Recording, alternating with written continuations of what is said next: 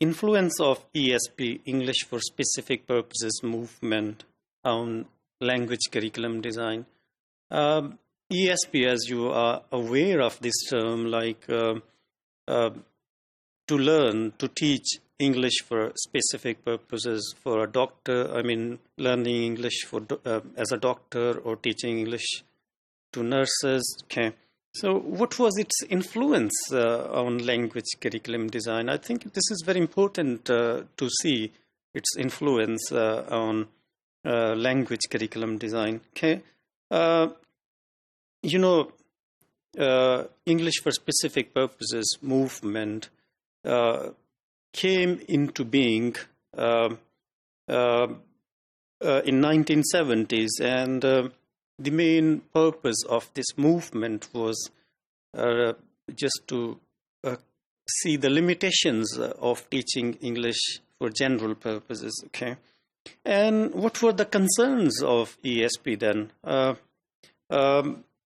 I think primarily ESP movement was looking to prepare students from different parts of the world to take admissions in the Anglophone universities, for example, Canada, America, Australia, or England.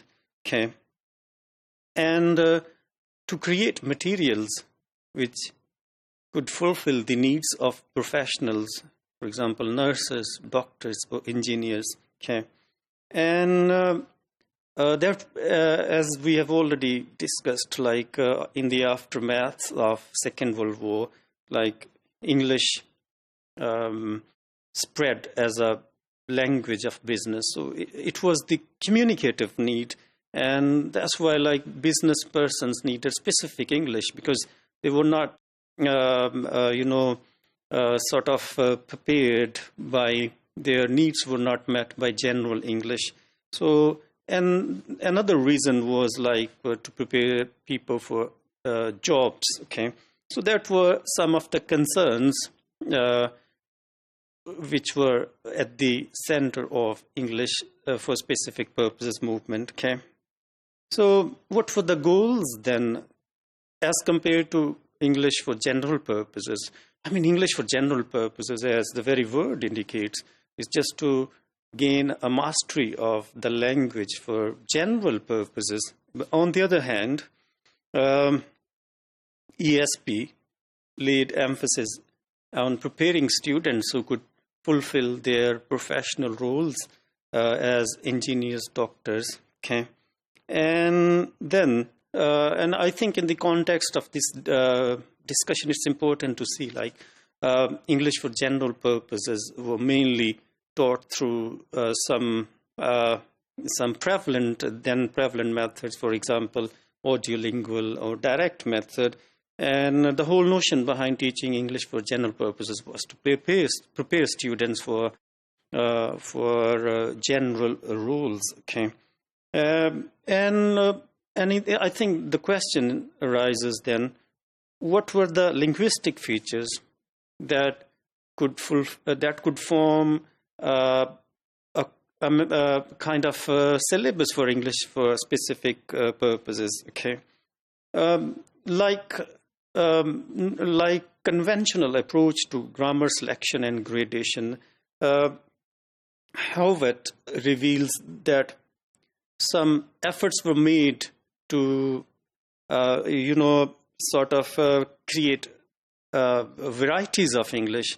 Okay, and in English for ESP purposes, English for specific purposes, some texts were selected which were appropriately designed for the learners, and the texts were accompanied by some practical exercises. Okay, and we've got a very good example, and I do recommend this book for you, Swale's Writing for Scientific English, that gives clear insights.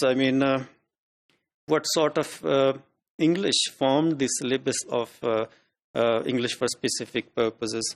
So one of the salient features of ESP was the use of ing forms and the use of infinitive forms to prepare students to produce longer sentences. Okay, and the use of prefixes and suffixes, qualifying words, and the passives, which is, I think, and as you are aware of, like this is a fundamental feature, the passives of academic writing, and similarly ESP writing. Okay, and the use of compound nouns. Okay, and I think these features can better be understood in the light of an example, and of course, this example from Richard's book, Language Curriculum Design.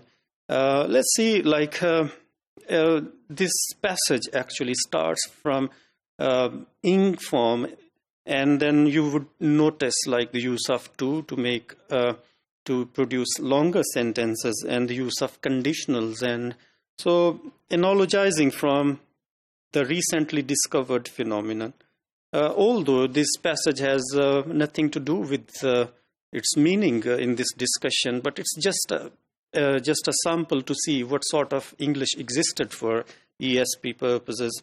Analogizing from recently discovered phenomena. So this starts from ing, and a hypothesis was formed. The next step was to deduce. So instead of breaking this sentence, the next step was to deduce the consequences of the hypothesis.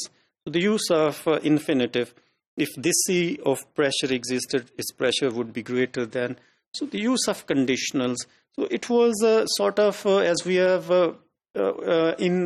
in brief, the main concern of ESP was to prepare professionals who could create a writing which is coherent, which is logical, and which could be used in their professional respective roles.